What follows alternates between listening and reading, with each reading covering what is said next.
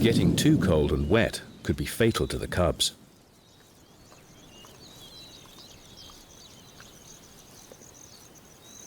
But Mum soon has them dried off.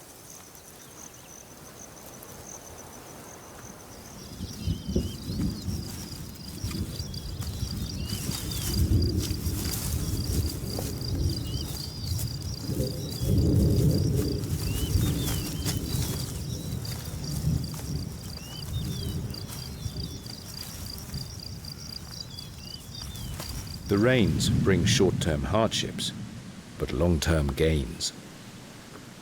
Freshly watered, the grass will grow lush, new shoots, which attracts the gazelle migration, the cheetah's primary prey.